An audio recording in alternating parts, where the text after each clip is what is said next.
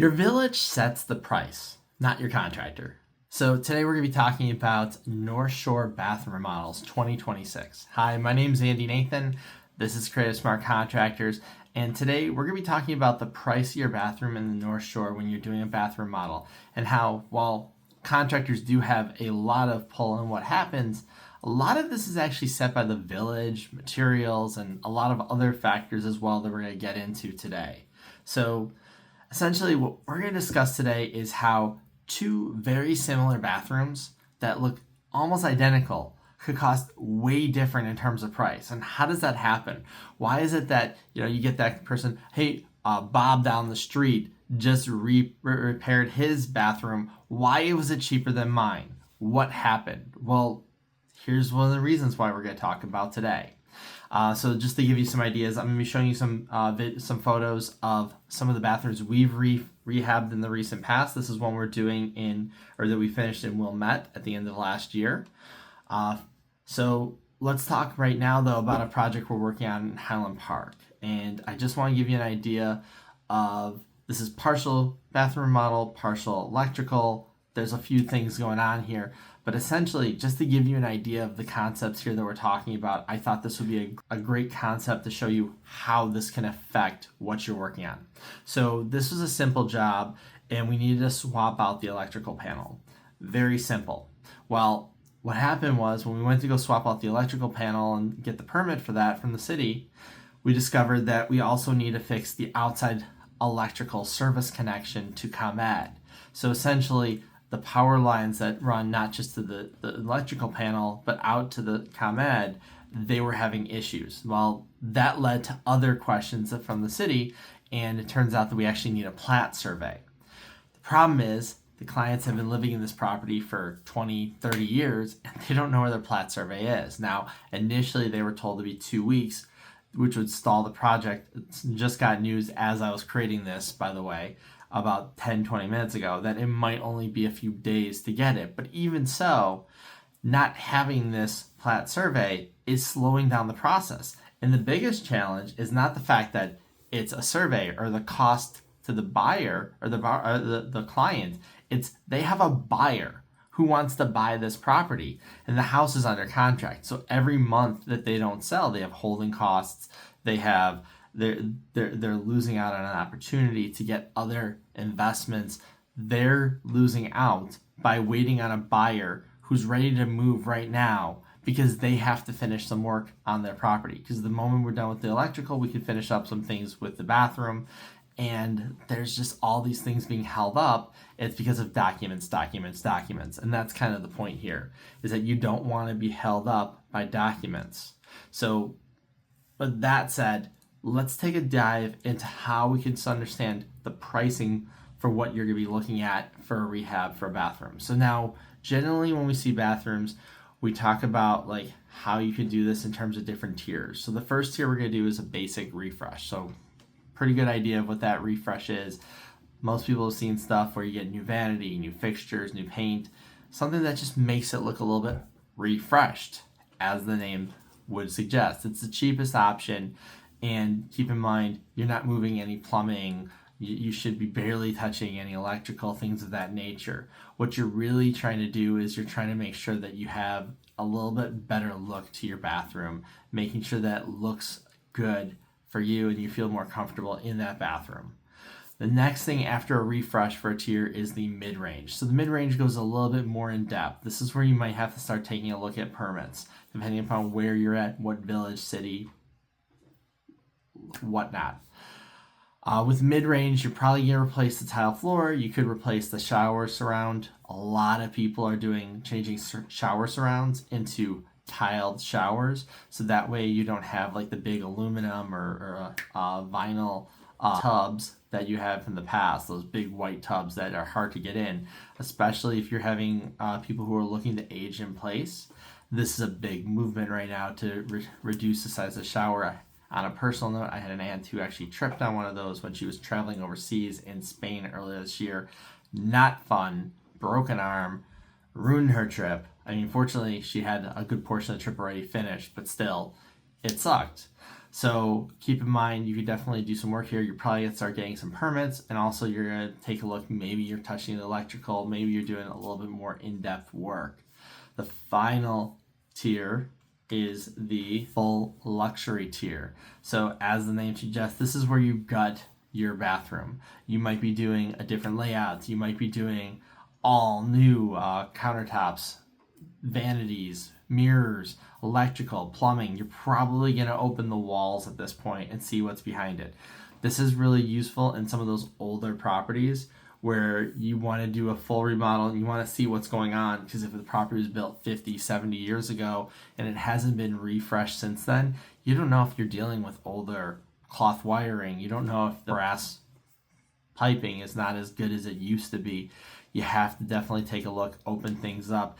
If you're having some leaks coming into your bathroom and it's an older bathroom, it could be from some of the older fixtures. You just want to be able to take a look, see what's going on. So those are the three different price tiers: refresh, mid-range, and luxury. And this is an example of a bathroom that we just finished, by the way, in Chicago. This bathroom, by the way, speaking about bathrooms that hadn't been remodeled in 50, 70 years, this one looked, before it was done, was definitely a little dated.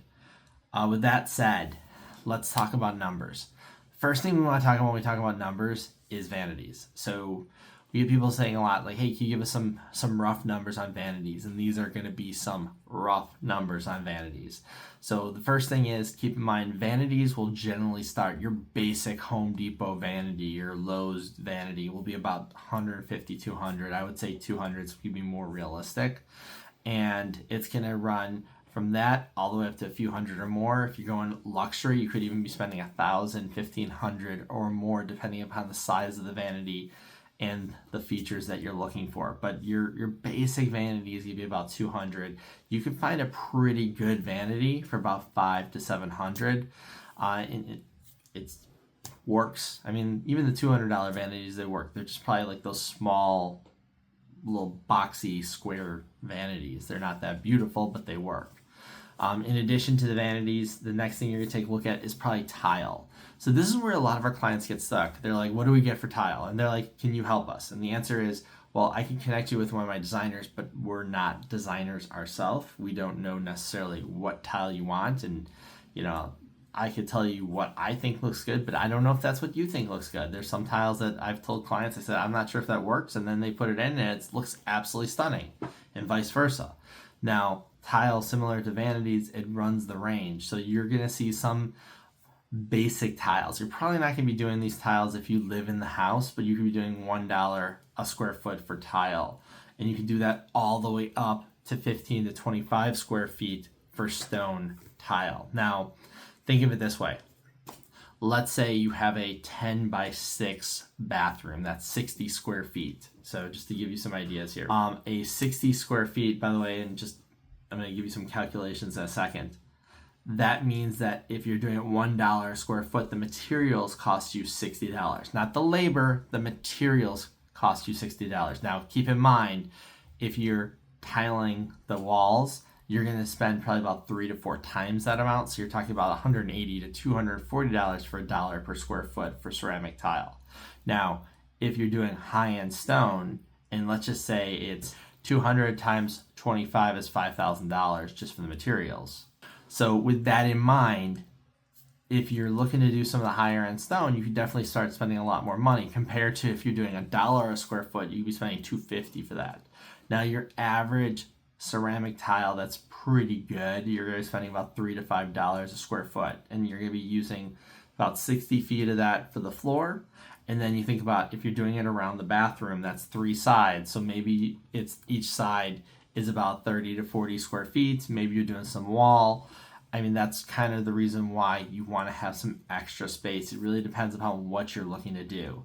But you could easily spend on $5 a square foot, again, $1,000. 240 square feet times 5 is almost $1,250. So just keep that in mind. It does add up. That's one of the materials. But have a good idea of what type of flooring you want. As you can see, you do Floor & Decor, Studio 41, there's Menards, Home Depot. There's a lot of local shops as well. But the biggest one by far in terms of costs is going to be the labor. Now, here's why. As like most professions, you pay people by the day, by the hour as they're working. So if someone's getting paid $25 an hour, just given a number out there for salary, that means that they're going to be paid times 8 hours. You're going to be having a certain minimum that you're going to be paying times multiple guys. And that's not even including all the other people that are working on the project and helping out with the project as well. So you could easily be spending about $1,000 a day on labor costs, just having the guys making sure everything's being taken care of for a project. So it's very important to understand that there's a lot of costs in this labor, and making sure you understand that the more days that they work, the more it's going to cost you to build this new bathroom, which is okay. If you're doing a gut rehab, you know that you're going to be spending more money than if you're doing a refresh. But this is why it's important to know the tiers first, and then you think about the labor. So that said, let's talk about permitting again. And I've kind of mentioned this already, but permitting exists in its own separate world for each city, village, hamlet, whatever you may call it. So your Highland Park is going to be different than Winnetka. Winnetka is going to be different than Wilmette, Glencoe, Lake Forest, Kenilworth, Northbrook. Everyone gets to decide their own rules. It's very confusing.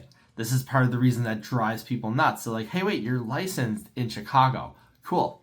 Can you do something in Highland Park? Well, we can, but we have to get licensed there first. Now, we already have everything set up with our certificate of insurance, but a lot of times each local city or village will also ask you to get a bond as well. And then if you have an electrician, then you have to get them licensed as well in that specific city. So if you do a job in Highland Park, then you do a job in Wilmette, you can't just say, hey, I just did a job in Highland Park, can you just use my licensing there? No. If you get licensed in Highland Park, then you do the job in Wilmette, and to do that, you get licensed there. And you're going to do that with every location. Now, here's the twist. One of the biggest delays is this permitting process. And the problem is that each local area can take longer, and they each have their own rules. Now, Highland Park can be a simple review for a basic project that could take a few days, maybe a week or so. And you have more complex jobs that could take 8 to 10 weeks. Now, if you're doing a bathroom remodel could be 2 to 3 weeks just to finish the bathroom model, and then you're waiting 8 to 10 weeks to get all the permits. That's part of the reason why we say one of the most expensive things that you're going to have to worry about, especially if you're buying or selling. Now, this doesn't matter as much if you live in your house. Like, you'll talk to somebody and they're like, yeah, I'm here, it's okay, I have no plans on moving ever again. If this doesn't happen today, it'll happen tomorrow. And that's fine. We work with people on that all the time. But when you're buying or selling, that's when you have the problem, especially like you're doing a loan program like FHA, or I know we're doing a Freddie Mac loan for somebody soon. That's a construction loan. So you run into some issues there with that. So it's important to understand these delays really hit into your timeline, and it could cost you money, especially if you have holding costs. Like, think of it this way. If it takes 8 to 10 weeks to get a permit, and you have a mortgage on that property and you can't move in, and maybe you own another property in addition to that, then you're making 2 to 3 mortgage payments while you're waiting. Maybe you would have been done 2 to 3 months earlier, and you wouldn't have to make that payment, which means you're saving, if it's an average mortgage, is 2 to 3 grand, maybe 4 grand. It depends on where you're at. That's so wide and so varied. Let's just say it's 3 grand a month. That's $9,000 that you're paying extra in holding costs for that property. Now, some of that goes towards taxes, and you'll get some of that back. Some of that will go towards the mortgage and the principal. So I'm not going to say it's all wasted. You get money on your tax refunds and stuff like that. We're not going into all that. You're still spending money that you don't need to spend, and that's the point. You want to avoid that. So the permitting world, it's important to know what's going on, which is one of the reasons why if you're doing stuff, it's not always about the finishes, it's about the paperwork. I mean, I love it. Everyone wants to do the finishes. Don't get me wrong. The finishes are the fun part. I mean, that's the part where you get to say, hey, look at this cool stuff. I have this beautiful tile. Look at this amazing deal I got on this toilet. Look at this new shower that I have. It has a nice comfy niche. That's awesome. At the same point, remember what I was talking about. The paperwork that slowed us down in Highland Park recently was due to the fact that there's a plat survey that's causing an issue. At the same time, we're doing a project in Chicago on the north side where I mentioned the same survey for a different type of project. And the guy's like, oh yeah, I kept it from 20 years ago. He had it in his drawer, maybe lost a day or two because we had to resubmit everything with the plat survey, and then we were done. It's important to keep your paperwork because one person had it and the other person didn't. It also costs more money to get that plat survey. So know your village requirements. Have your plat surveys, because obviously that's important here. Have any other documents. Keep all your title and stuff like that as well, because you want to make sure you have everything that's needed. Know your PIN number for your property. Your county will know that as well. You can find that information. If you have your lot description, that's always good to know also. Like I said, keep all your title, your deed documents. If you have a loan, make sure you have that handy. Know your HOA and your condo requirements. Now, this doesn't matter as much for homeowners. Well, if you're in an HOA and you're a single family house, that does matter, but this happens a lot more with condos. And we see this all the time, especially in those big high rises downtown. Some of those condos downtown have crazy, crazy rules.